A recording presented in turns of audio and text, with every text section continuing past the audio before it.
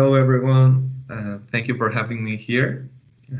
I'm really excited to share with you some IoT technologies. Our workshop is going to be about building your first IoT application with Flask and Micro-Python. So I just quickly introduce myself.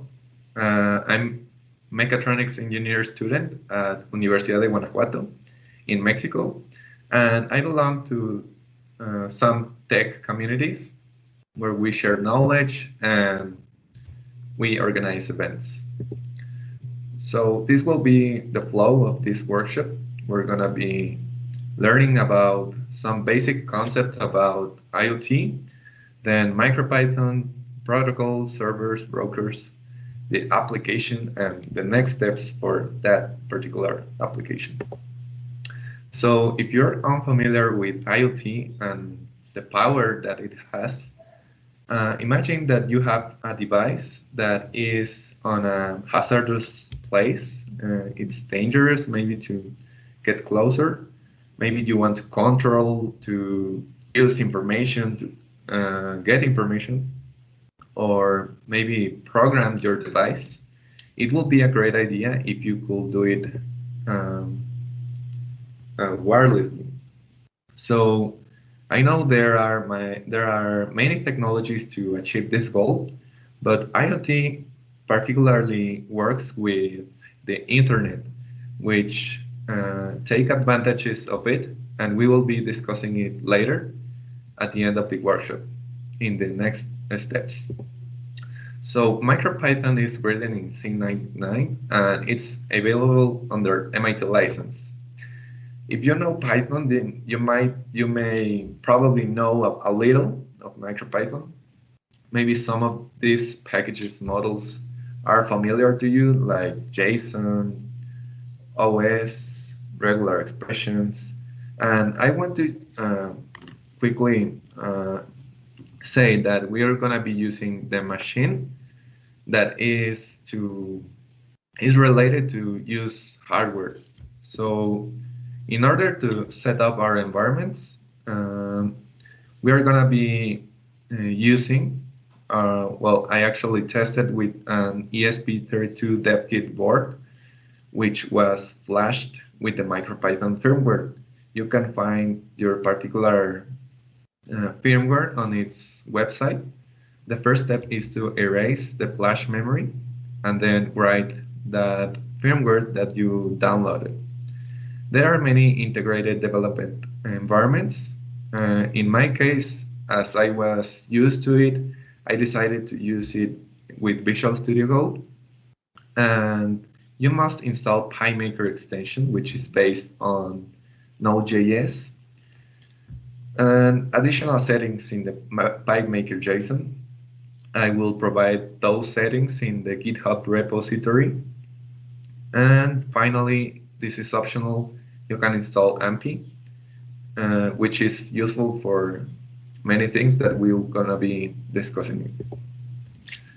So let's start with PyMaker and the REPL. As you can see, we are at the bottom of the Visual Studio Code. You must select PyMaker console. And if your board is not connected, you're going to see an error message like this one. But don't worry, you have these commands to reconnect or connect for the first time with Ctrl-Shift-C. And later you're going to see this as usual, is like the Python interpreter in the terminal.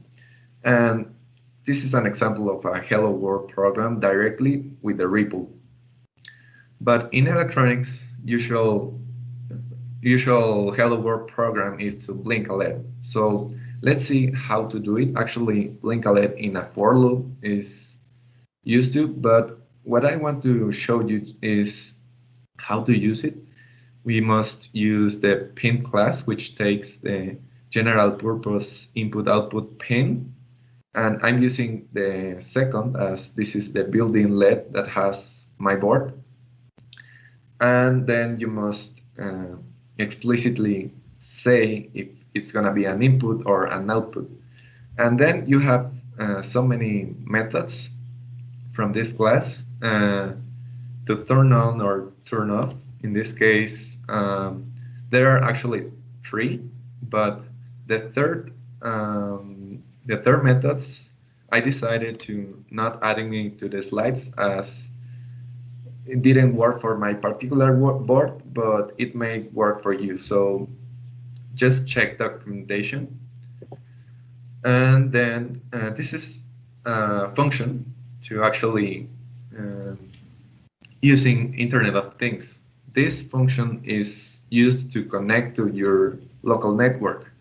First, we are going to use WLAN class, and this class have two options to set it as a station or an endpoint. If you set your device as an endpoint, then you will directly connect to your device. And in this case, we will be connecting the device with our Flask server. So that's why it's set as a station.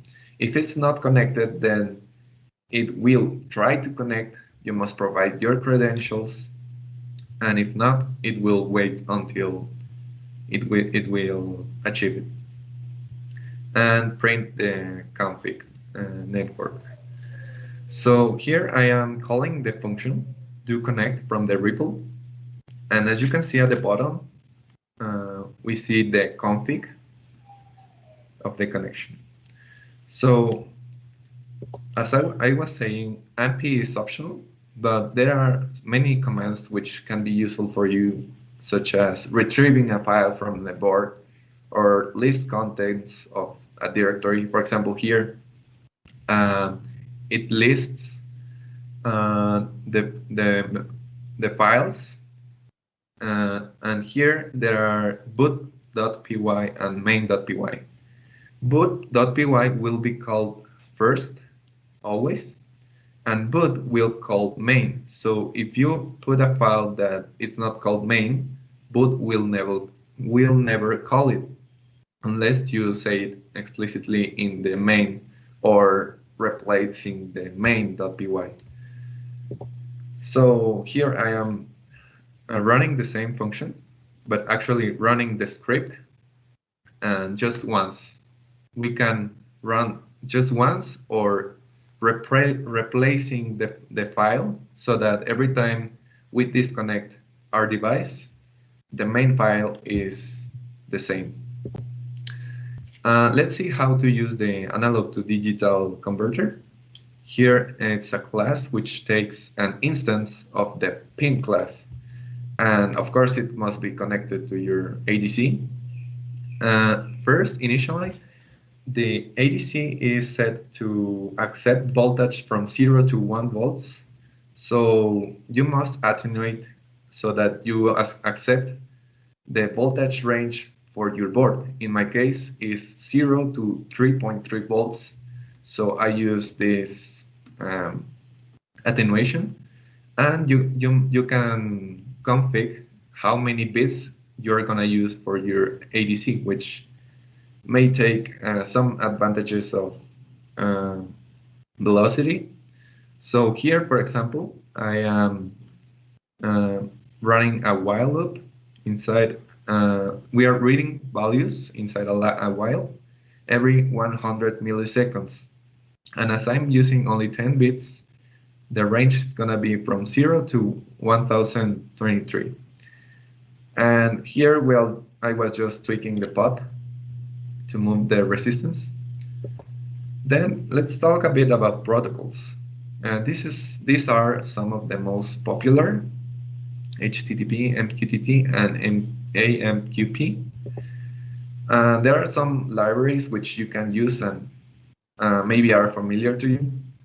These are a subset of functions and methods which are focused to run on microcontrollers. It's a subset of functions. And then if you want to create a broker, for example, you can use a HBMQTT. This is a particular flow for a HTTP GET, and actually this was discussed in a workshop last year at PyCon 2020. by Rodolfo Edelman and Carlos de la Torre in its workshop Connecting Microservices with Python. You can search it at the PyCon YouTube channel if you want to how to improve this how they improve it so that they can use it in Mercado Libre. So let's do a GET request. Here I'm using actually to send information instead of retrieving it. Here you must import micro requests and then just using the method with the endpoint. As good practice, handler per the status code. And at the bottom, you can see that the response clause is added. And this is actually, I will explain it later as it was breaking some of my scripts. Flask is a popular web framework, which we will be using it. So let's start with the application. You can take a screenshot of this if you want to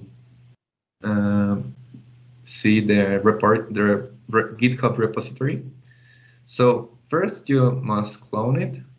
Then you can create a virtual environment with Conda or virtual environments. And then activate your environment and install it Flask. I'm not providing a requirements txt as we will be using only 2 packages, so you can install it with Conda or pip.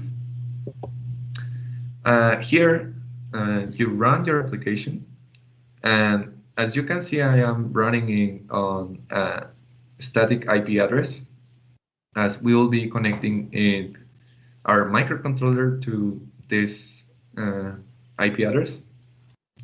But this may not be the best way to do it. Just for this particular case, is okay. So when you run this script, you will see the following in the browser. And as you can see, we have Home tab and Table tab. The Table tab has a blank table with 4 headers, number of readings,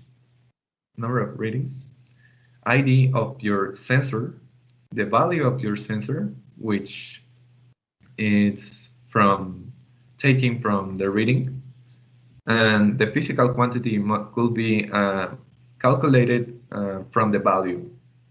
So let's start with a basic application. As always, import Flask, and then I am creating tuples, the titles tuple and data log that in this moment is blank, it's empty.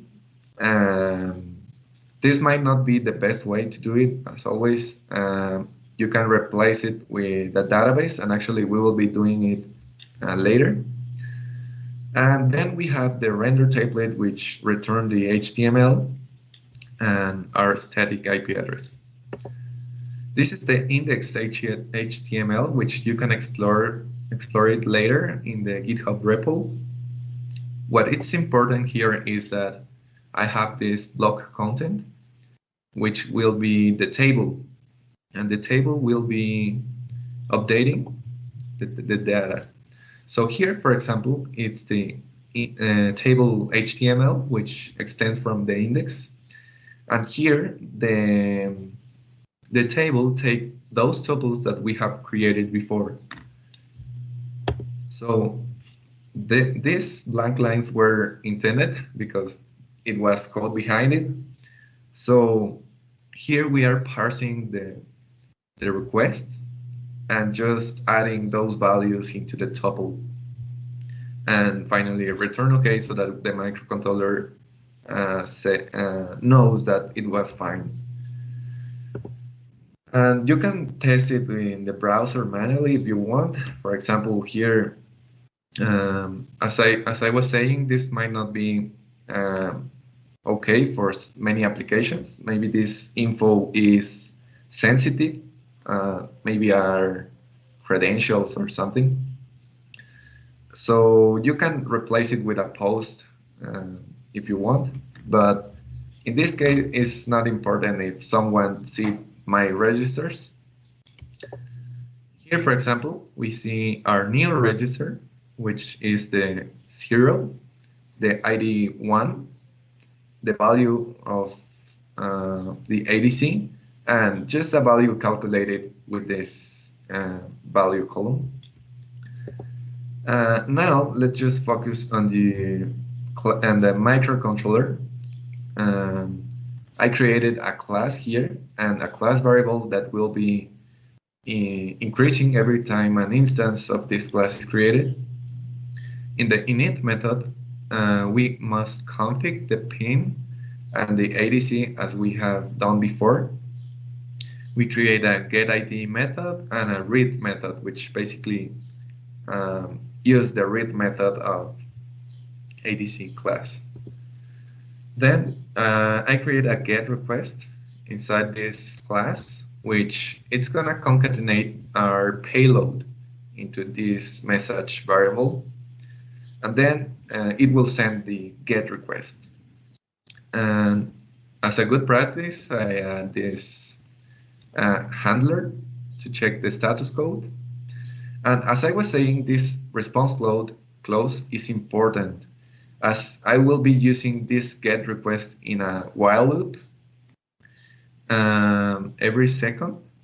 Actually, when I was learning MicroPython for the first time, I saw many codes that didn't include this because the examples were just sending one request. And when I tried in my microcontroller, I saw that after some time, the program broke. Actually, what was happening is that if you don't close, as request is based on sockets, if you don't close it, your microcontroller will not have many sockets, enough sockets to manage every one of them. So in my case, it was with 13 sockets. So I just wanted to clarify, as in documentation, it's not really clear why this happened. And then we are using the same function that we have seen before. And here in the main method, the main function, what I'm gonna do is import pin, class, ADC, and some functions like sleep. First, it will try to connect to our local network. Then this instance will take the ADC pin, and every second in the while, it will read. And then, as I was saying, you can do whatever you want with that value. This is just for testing purposes. So let's say that this is newtons or maybe PSIs or whatever. And the payload, it will call the getID. It will use the value and the physical quantity into our query. Then, when we run either with NP or with PyMaker console, you can see that first it connects to the network and then receive the OK that was programmed in the receive route of our Flask server. Here are the registers, and as I was saying before, you may want to do a post request instead, depending on your application. And here, for example, we have seen that we have many registers that we have sent from our microcontroller, different readings from the same sensor, value read by the ADC, and as a physical quantity that may be a force or whatever. And finally, you may want to save this info outside of your memory of your server. So let's add a Sqlite database. Here I'm installing Flask SQL Alchemy, and then what you must do is to import SQL Alchemy class and create an instance and set this as Sqlite Database. Then we have to create a model. This model is a class which inherits from db.model, and this could be different depending on your data. Here I am just adding a column for integers with the ID, a column for value and the physical quantity, and the ID of the sensor. So at the end, you can see that we have this create all, which will create the database.db file. Just make sure you remove this line after you have created it. And here we will add some lines of code. You have to create an instance of the sensor data model, which will be the values that we were saving into the tuple. Now, these values will be saved into our database when we add the data and when we commit the session. So maybe you want to remove the tuple, or because now your registers are in your database, and maybe you want to actually use get to retrieve value from the database so that you can use it later in your microcontroller. As you can see here, this is some readings. These are some readings displayed in our table tab, and as well as in our database. And this is actually an open source software. It's called DB Browser for Sqlite. You can download it so that you can see that file or use another software. And then you can use queries with ESQL, with SQL. Maybe you are interested in looking for those registered which were just above 120 newtons, for example, so that you can explore what happened with your process. If you're in the industry, you may want to explore what happened, or maybe just storage, save those registers into the database so that you can use different technologies for data analysis. Your next steps for your application could be what I was saying.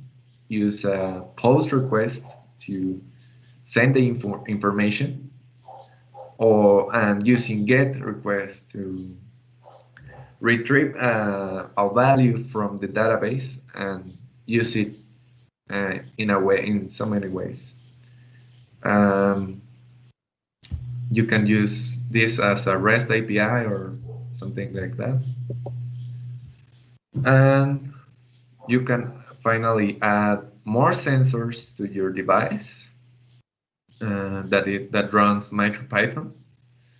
Maybe you want to try to use MQTT and connect it to a broker made by the package that I just showed you before. And if you want to keep going with your application, you could maybe connect it to the cloud and create a chatbot that get access to the database, and maybe check if something happened and send an email to your boss or to the team. Business intelligence, you could make dashboards so that you could understand and take decisions based on this data.